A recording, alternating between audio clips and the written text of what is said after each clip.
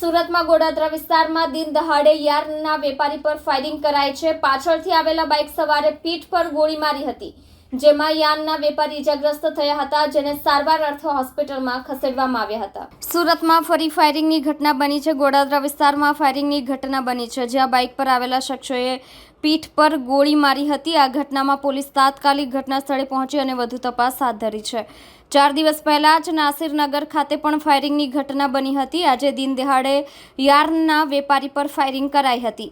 પાછળથી આવેલા બાઇક સવારે પીઠ પર ગોળી મારી હતી, જેમાં યાર્નના વેપારી ઇજાગ્રસ્ત થયા હતા, જેને સારવાર અર્થે હોસ્પિટલમાં ખસેડવામાં આવ્યા હતા। ફાયરિંગની ઘટના બાદ પોલીસે આરોપીઓની શોધખોળ શરૂ કરી છે। આજરોજ સુરત શહેરના ગોડાદરા પોલીસ સ્ટેશન વિસ્તારમાં એક અંજની નંદન બિલ્ડિંગ બની રહી છે, એની બાજુમાં જ ફાયરિંગની ઘટના બની છે। આ ઘટનામાં જે નારાયણનગર ખાડી વિસ્તાર કહેવાય છે, ત્યાં હકીકત એવી છે કે એક વ્યક્તિ જેમનું નામ સંજયભાઈ પરસાળા છે, તેઓ પોતાના રૂટીન કામમાં આજ સવારે જે એમનો રેગ્યુલર સમય છે એમાં મુજબ પોતાના ઘરેથી યોગી ચોકથી નીકળીને પોતાના કારખાના ખાતે આવતા હતા। ત્યાં તેમનું ગોડાઉન પણ છે।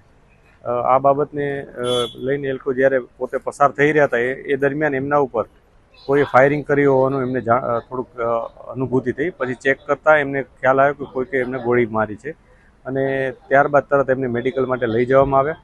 પોલીસે અત્યારે પ્રાથમિક વિગતો મેળવી અને જે પણ શંકાસ્પદ વ્યક્તિઓ છે એ લોકોને તપાસવાની શરૂઆત કરી છે।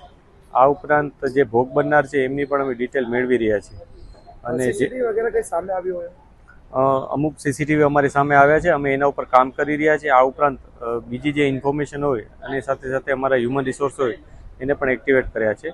સુરત શહેરની ઝોન 2ની ટીમ સમગ્ર તમામ પોલીસ સ્ટેશનો, આ ઉપરાંત સુરત શહેરની ક્રાઇમ બ્રાન્ચ પણ આવી ગઈ છે અને તમામ લોકો સાથે મળી અને ડિટેક્શનની કામગીરી કરી રહ્યા છે।